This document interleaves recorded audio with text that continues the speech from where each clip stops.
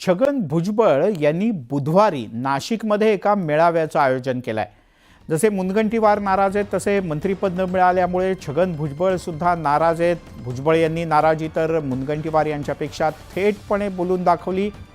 आज अधिवेशनात न थांबता छगन भुजबळ हे थेट नाशिक करता रवाना झाले आणि आता छगन भुजबळ यांच्या कार्यकर्त्यांनी बुधवारी सकाळी नाशिकमध्ये एका मेळाव्याचं आयोजन केलंय। नाराज भुजबळ यावेळेला कार्यकर्त्यांशी संवाद साधताना काय बोलणार, काय भूमिका घेणार याकडे सगळ्यांचं लक्ष लागलंय। लक्ष्मण घाटोळ आपल्यासोबत जोडले गेलेत, आपले नाशिकचे प्रतिनिधी। लक्ष्मण, भुजबळ समर्थक कार्यकर्त्यांचं काय म्हणणं आहे? आता भुजबळ जे नाशिकला येत आहेत ते त्यांची समजूत काढायला का आपला निर्णय घ्यायला? खरं तर छगन भुजबळ हे आपला निर्णय घेण्यासाठीच नाशिकला येत असल्याची माहिती आहे। कारण काही वेळापूर्वी त्यांच्या समर्थकांनी कार्यकर्त्यांनी जोरदार घोषणाबाजी केली, काही कार्यकर्त्यांनी तर थेट रास्ता रोको देखील केला। ही सगळी परिस्थिती नाशिकमध्ये आहे आणि छगन भुजबळ देखील नाराज आहे, हे काही आता लपून राहिलेले नाहीये। त्यांनी माध्यमांना 2 ठिकाणी ज्या वेगवेगळ्या प्रतिक्रिया दिल्या, त्या प्रतिक्रिया देत असताना त्यांची बॉडी लँग्वेज अगदी स्पष्ट होती की छगन भुजबळ हे नाराज आहे। त्यांना ज्या पद्धतीनं डावलण्यात आलं हे सगळं बघितल्यानंतर त्यांची नाराजी आपसूक आहे आणि या सगळ्याच्या पार्श्वभूमीवर छगन भुजबळ काय निर्णय घेता याकडे सगळ्या महाराष्ट्रातील ओबीसी कार्यकर्त्यांचं आणि नेत्यांचं लक्ष आहे। यासाठी बुधवारी छगन भुजबळ यांच्याच उपस्थितीमध्ये एक मेळावा नाशिकमध्ये होणार आहे। सकाळी 11 वाजता हा मेळावा पार पडणार आहे नाशिकच्या औरंगाबाद रोड परिसरामध्ये आणि या मेळाव्याला राज्यभरातले ओबीसी नेते, ओबीसी कार्यकर्ते आणि छगन भुजबळ यांचे समर्थक जे आहे ते उपस्थित राहणार आहे आणि त्यांना उपस्थित राहण्याचं आवाहन देखील करण्यात आलेलं आहे। स्वतः छगन भुजबळ या मेळाव्याला असणार आहे, ते या मेळाव्यामध्ये आपलं भाषण करणार आहे आणि आपली पुढची राजकीय भूमिका जी आहे ती स्पष्ट करणार आहे। त्यामुळे छगन भुजबळच या सगळ्याचं माध्यमातून आपली भूमिका स्पष्ट करणार आहेत। लक्ष्मण, तुर्तास धन्यवाद या सगळ्या माहितीबद्दल।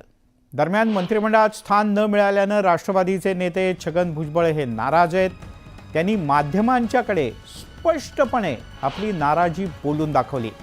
भुजबळ यांना पुढच्या भूमिकेबद्दल आणि वाटचालीबद्दल विचारल्यानंतर त्यांनी अतिशय सूचक विधान केलं आणि त्यामुळेच उलटसुलट चर्चा सुरू झाली आहे।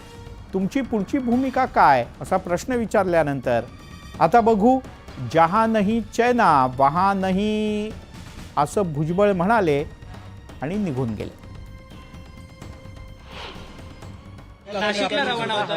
हो, आता काय नाशिकला बाकी लोक जरा भेटायला येणार आहेत, त्यांचे सारखे फोन चालू आहेत। हे करणार अधिवेशन अटेंड नाही करणार तुम्ही? पुढची काय भूमिका? आता बघू, जहां नहीं चाइना वहां नहीं। माझ्या मतदारसंघाच्या मतदारांबरोबर ती प्रतारणा ठरेल, त्यांचा तो विश्वासघात ठरेल। कारण राज्यसभेवर जायचं तर मला विधानसभेचा ताबडतोब राजीनामा द्यावा लागेल, तर ते माझ्या लोकांना काय दुःखदायक आहे। ते कदाचित रागवणार, पण निश्चितपणे मी म्हणजे त्यांच्याशी प्रतारणा करू शकत नाही आणि ज्यांनी मला जेव्हा पण प्रेम दिलं त्या मतदारसंघामध्ये मी असं वागणार नाही। ही ऑफर तुम्ही स्वीकारणार नाही का मग राज्यसभेची?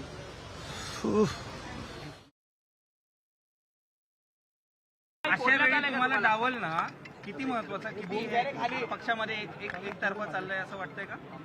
अरे मी काय एक सामान्य कार्यकर्ता, मला डावललं काय फेकलं काय, काय फरक पडतो? काल संध्याकाळपासून बोलणं झालंय कारण का मंत्रिपद मिळत नाहीये, पुढची भूमिका काय असणार छगन भुजबळांची? असं मंत्रिपद किती वेळा आलं आणि किती वेळा केलं? छगन भुजबळ काही संपलं नाही ना। पटेल, सुनील तटकरे यांच्या कोणाशी तुमचं बोलणं झालंय? ज्यांनी डावललं त्यांना विचारायला पाहिजे ना। पुढे भूमिका